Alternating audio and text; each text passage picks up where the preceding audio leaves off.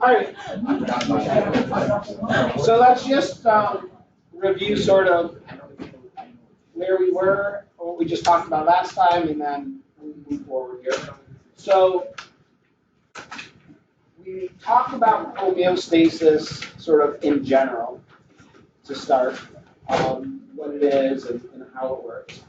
And now we are going through different life functions and talking about what are the parts, how they work, what are possible breakdowns.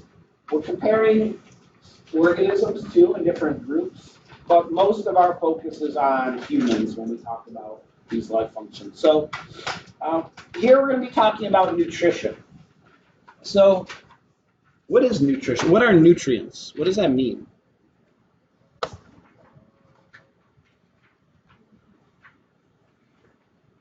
What are nutrients? Something like that helps your body function? Yeah, but they're not made internally, right? Nutrients are things that need to be consumed or need to be synthesized. So we need, all organisms need certain material to stay alive. So we'll talk about starting with bacteria. Even simple organisms, prokaryotic bacteria, these very tiny organisms, they still need to a source of nutrition. They still need energy, and they need a way to get that energy. And so an organism needs to consume something. The first step is to actually obtain that material. So ingestion is the process of actually taking in material. So, for example, when we ingest food, we eat it. But other organisms ingest food by just allowing it to diffuse into them. And bacteria is an example of this. To get nutrients into a bacterial cell, it just diffuses through the cell membrane into the bag. Bacteria typically have what's called extracellular digestion. We'll come back to this term later on as well. What do you think that means? Extracellular. What is like the extra prefix? Not quite multiple. Now, what is an extracurricular activity? It's outside of the typical curriculum. It's outside of school. Extra means sort of outside. So what do you think extracellular means? Outside of the cell. What would extracellular digestion mean? So it's breaking down materials outside of the cell, not when it's inside of the cell. Yeah, it's a good question. How could that happen? It happens in lots of ways. It happens in us, and we'll talk about how in a minute. Extracellular digestion means that the enzymes are secreted by the bacteria. They're produced.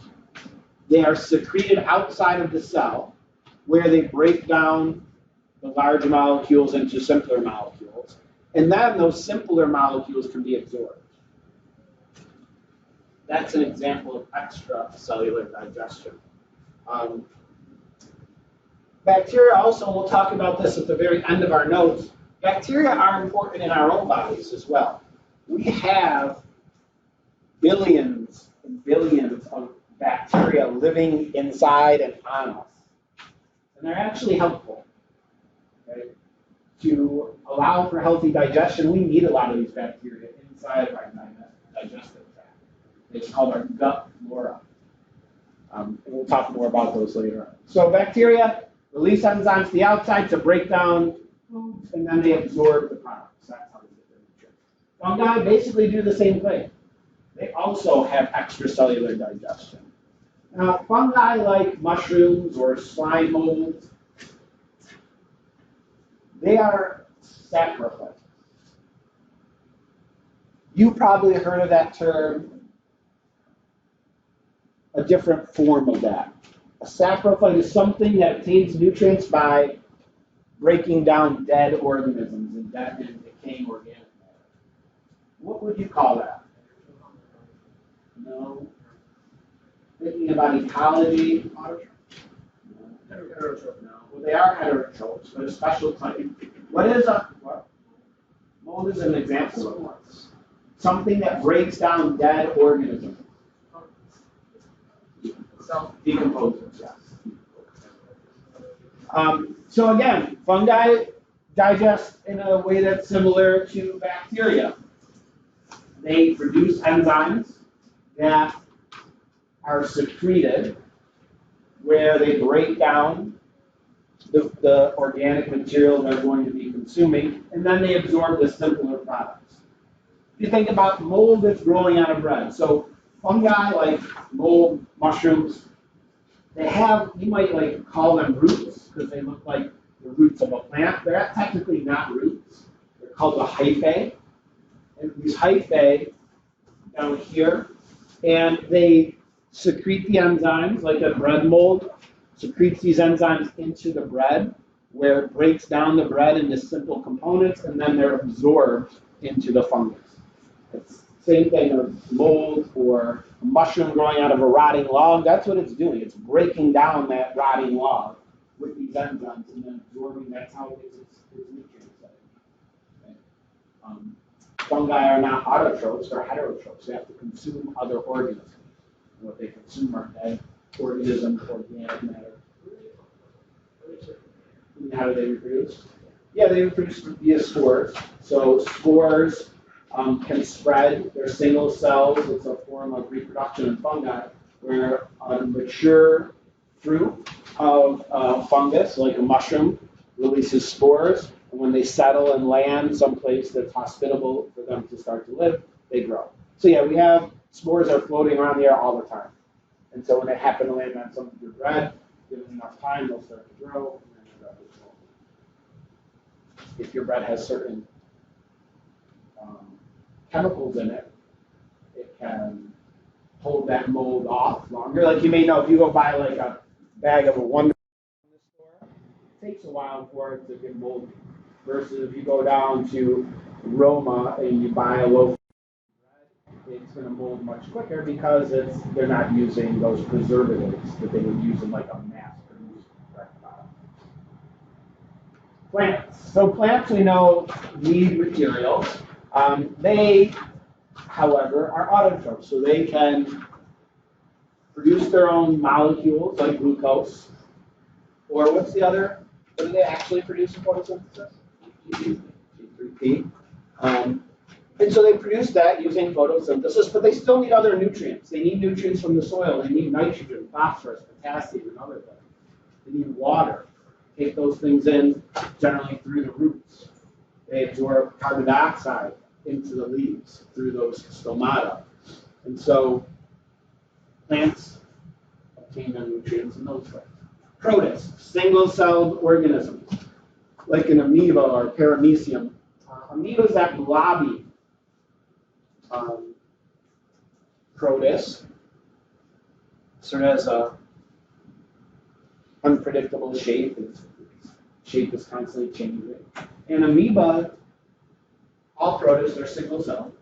And so the amoeba, in order to get its nutrients, they sort of approach whatever they're going to consume, and they engulf it through phagocytosis. We talked about that when we talked about cells. What does that actually mean? Remember?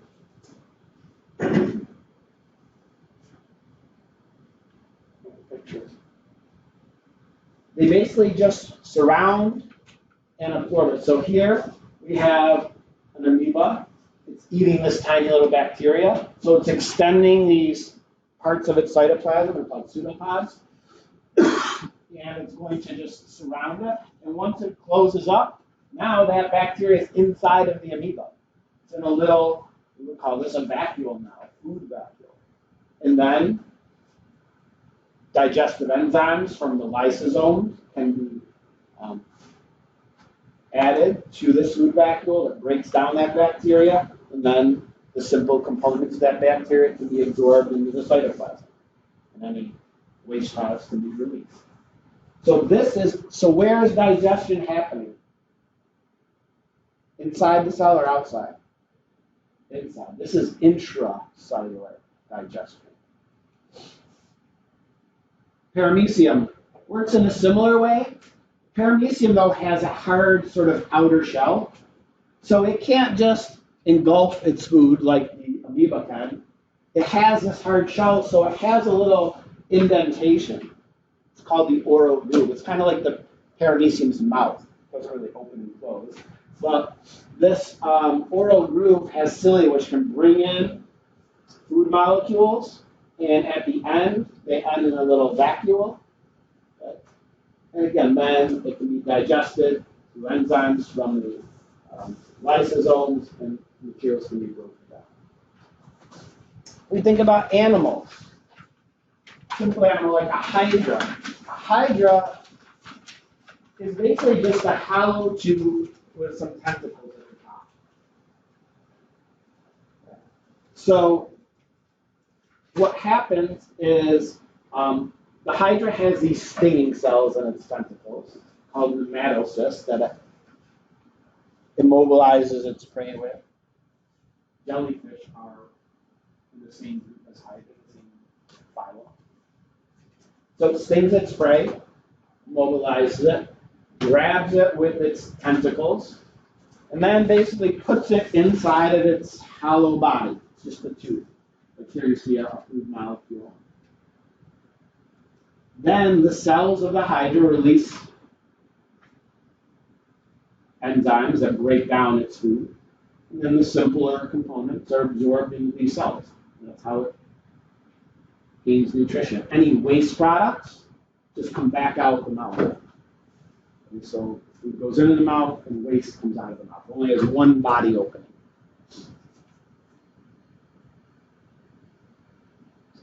Other organisms have two body openings.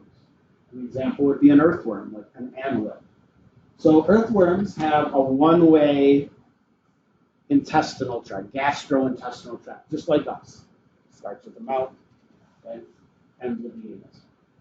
And so they consume food. What do earthworms eat? Yeah, they basically consume soil. As it goes through the digestive tract, enzymes break down organic matter that's in the soil. Little bits of leaves and bacteria and just things that are consumable. And so those enzymes break down all that material. And as it's moving through this long digestive tract, those digested materials can be absorbed. It has specialized organs that allow that to happen. It has a crop and a gizzard to break down those foods, to grind them up, and then an intestine where it can absorb those nutrients. So probably when you're a kid, you're playing outside, saw some mud, and then you picked up these little clusters of dirt and threw them at your brother, or you squished them in your finger, you threw them around. You ever seen these things? Yeah, I hate those. Yeah, that's actually earthworm excrement. Yeah, everybody did almost. But that's earthworm poop.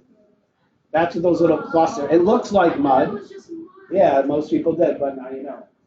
So that's what earthworms release after the food goes through the digestive tract. They're called earthworm castings. You can actually buy them by the pound to put them in your garden. They're actually really healthy for the soil. You can buy earthworms to dump into your garden to help. Because what they do is they go through the soil, they make those tunnels and they aerate the soil, get oxygen in there. They break down nutrients to simpler way components that your plants can use. So it's good to have lots of earthworms in your garden. So yeah, that's what All right, let's talk about humans. Wait.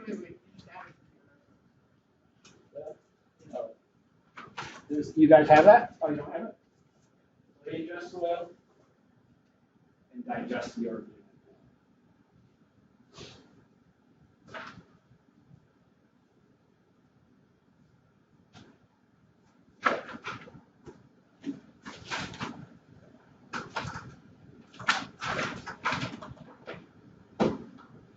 All right, so we'll spend most of our time talking about human digestion.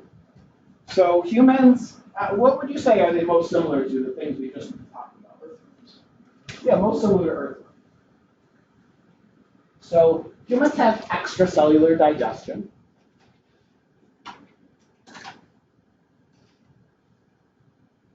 Like the bacteria, or like the fungi. How is that the case? That sounds weird. We digest foods outside of ourselves.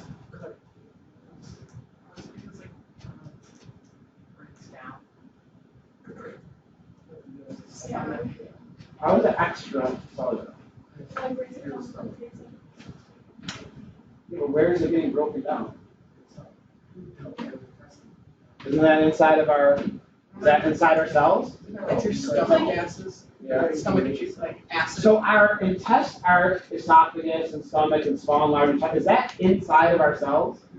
No, it's actually just a tube that goes through our body, but it's not actually in the cells of our body, right? The food is never actually in the cells until it's been digested. So yeah, that's extracellular digestion. We also have a one-way gastrointestinal tract, like your food goes one way through that tube usually. And so humans, we need lots of different things from the foods that we eat. We need carbohydrates and fats for energy. We need proteins. We need water, vitamins, minerals, all those things we require from our diet. And so that food moves through the entire digestive tract through this motion that's called peristalsis. Peristalsis is sort of like, imagine squeezing the toothpaste out of toothpaste tube from the bottom. And you contract. So to move, when we swallow something, we have these ring-like muscles that go through our intestinal tract and through our esophagus. And so one muscle squeezes, and then the one below that squeezes. And so as they squeeze one after the other, it's squeezing the food down through the digestive tract. So like when we swallow a bite of food, it doesn't like just drop into our stomach because of gravity. It gets squeezed in there by this process of peristalsis. You can actually, you could drink a glass of water while standing on your head.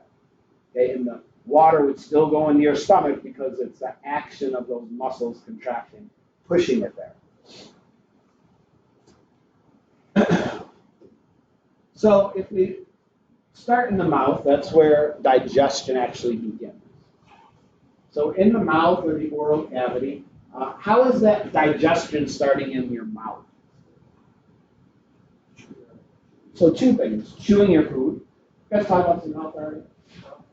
Chewing your food is called mechanical digestion. You're taking a big chunk of Impossible Burger and you're chewing it, breaking it down into smaller chunks to increase the surface area. Also, saliva. Your saliva has enzymes in it. It's not just water. It has enzymes like salivary amylase. Salivary amylase is an enzyme that breaks down starches. So what do we remember about enzymes? We talked about way back in the beginning of the year.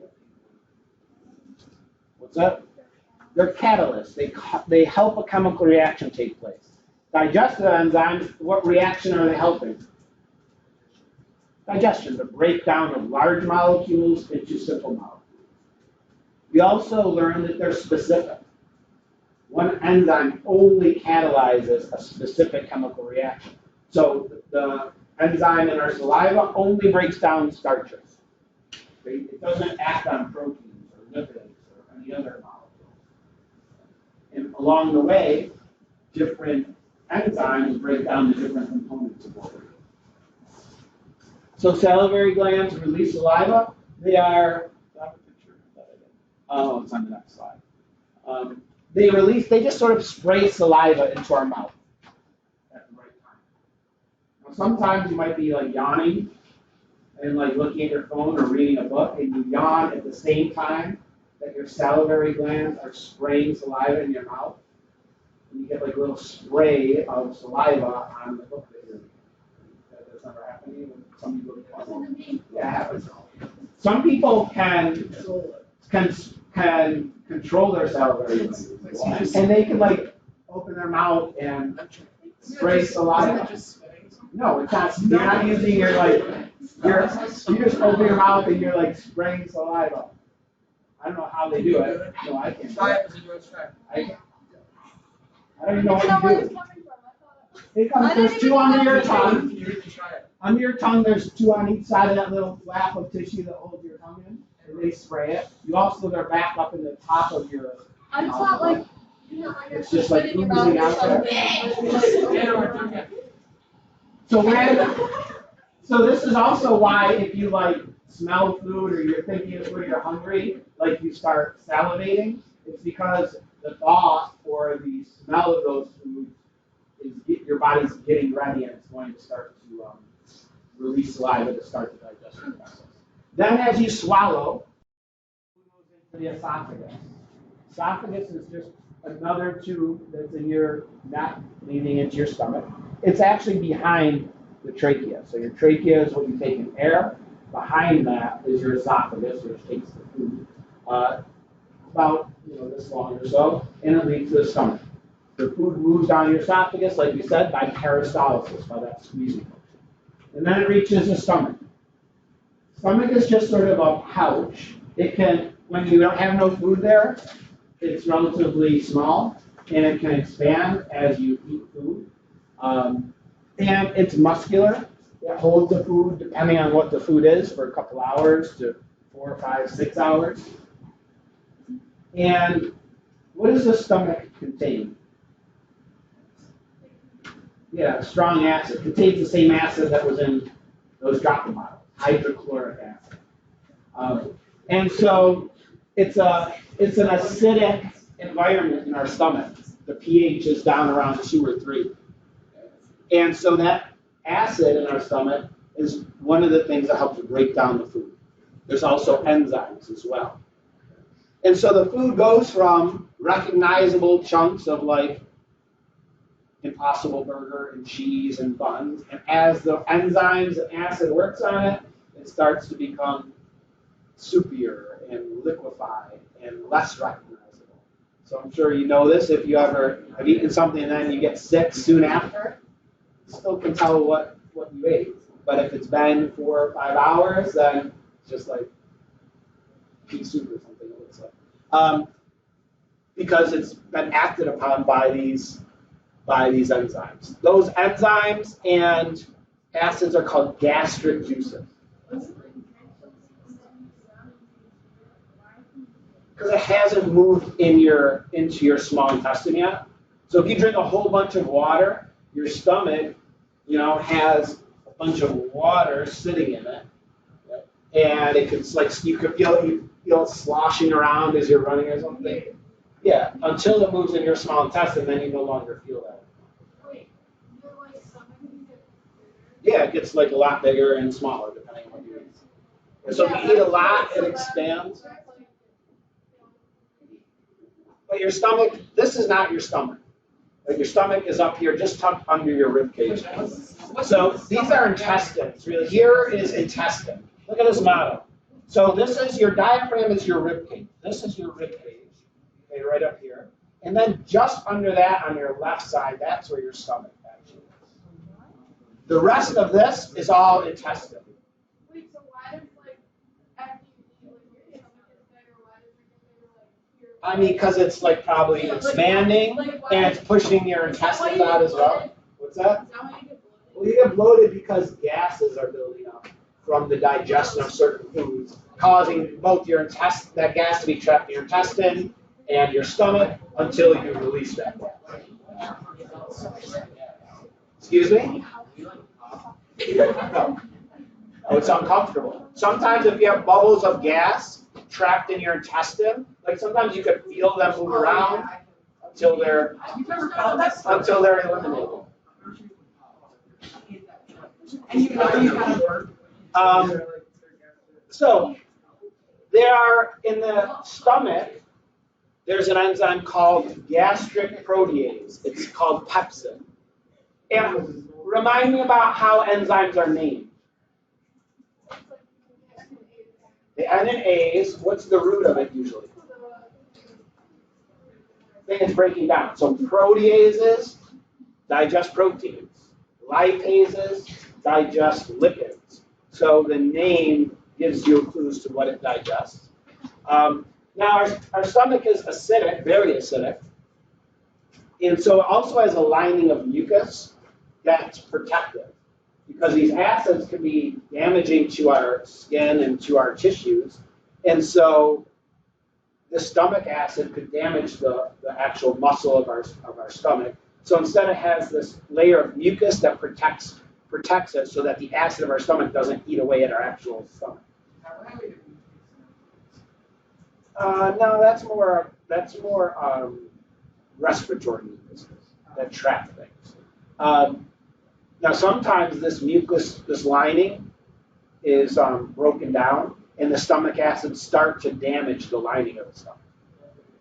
That's called an ulcer. Yeah, an ulcer is when your own stomach acids are damaging. Yes. Also,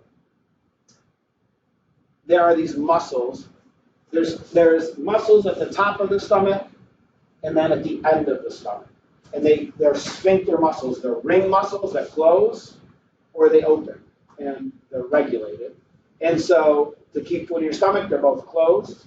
When food's going to move into your small intestine, the bottom one opens to allow the food through. Now sometimes the top one doesn't fully close, or you have too much stomach acid, and it starts to make its way up into the esophagus. You know what we call that?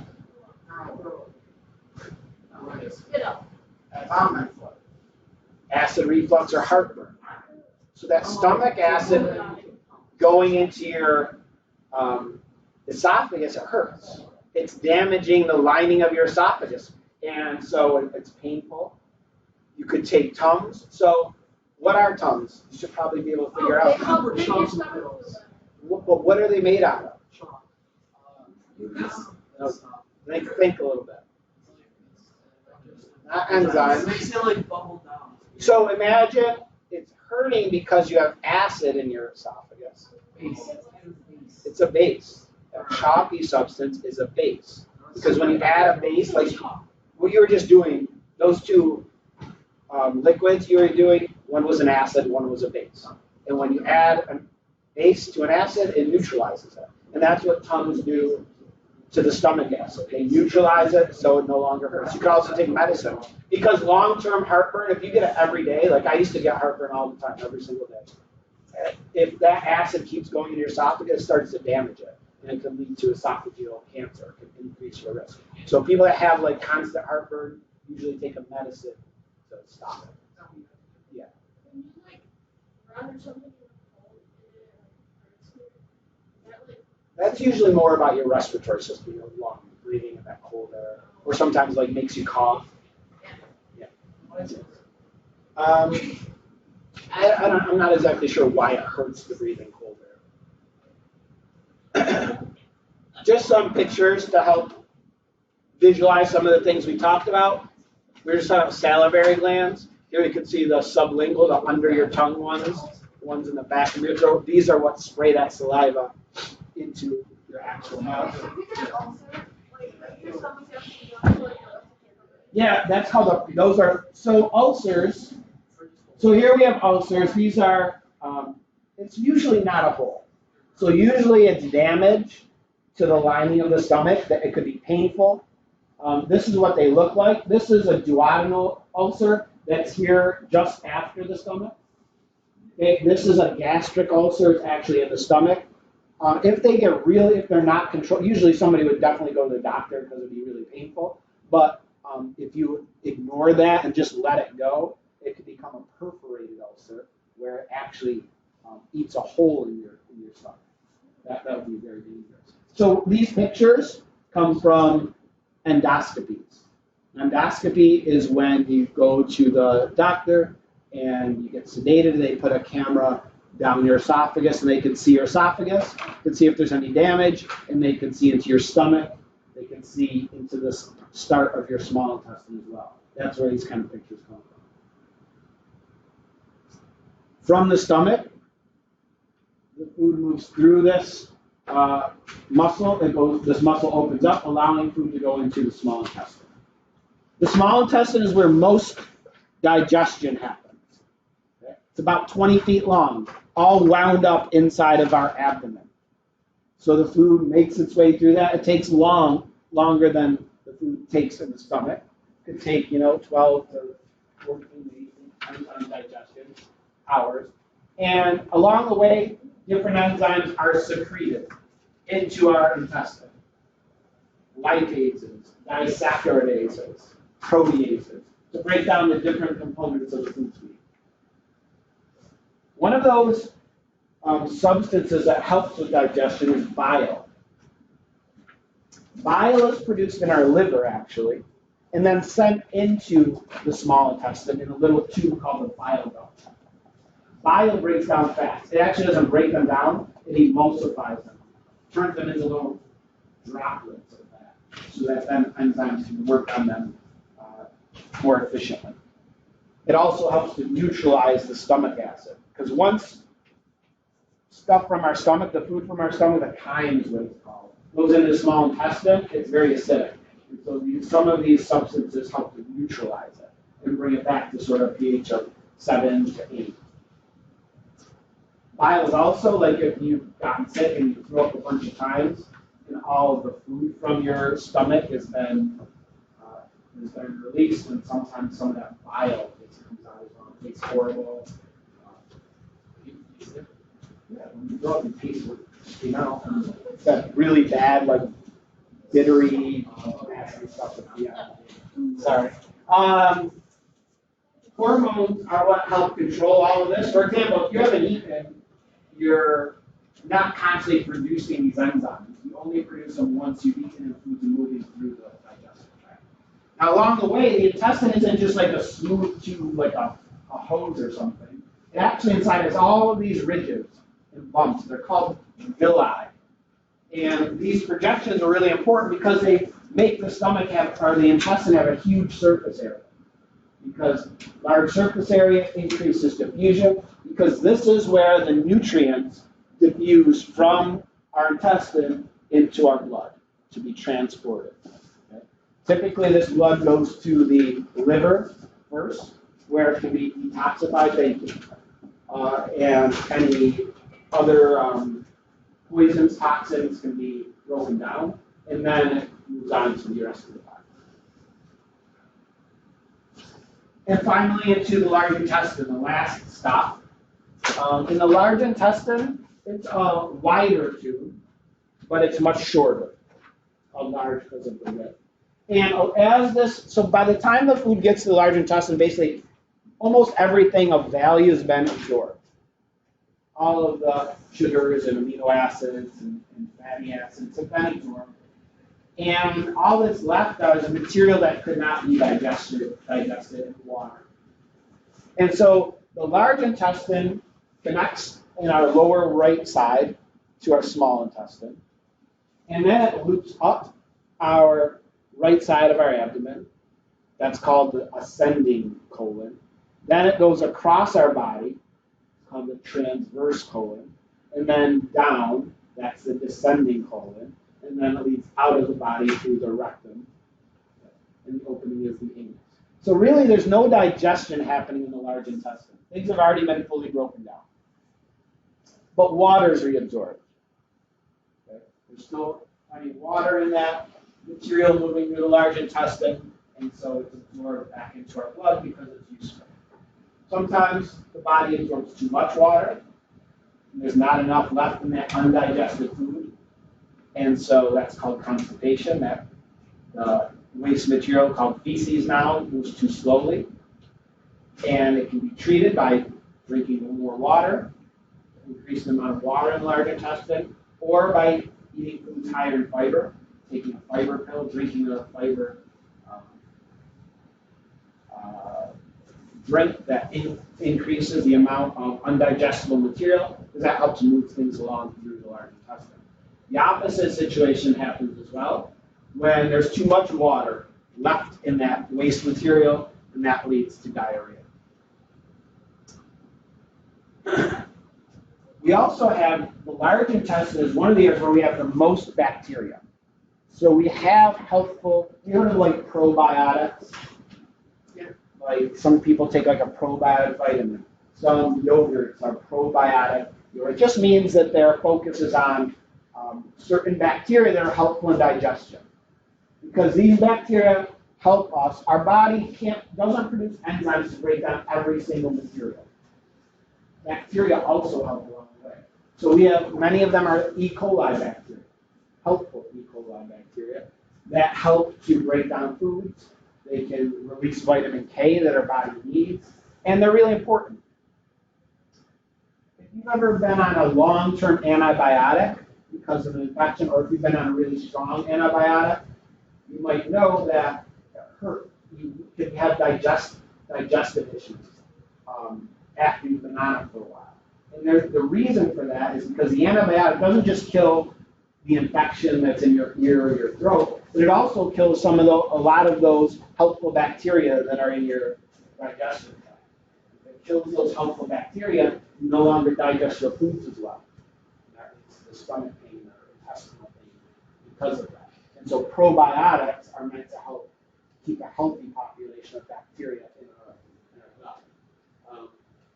Feces is stored in the rectum until it's ready to be eliminated with defecation out through the anus.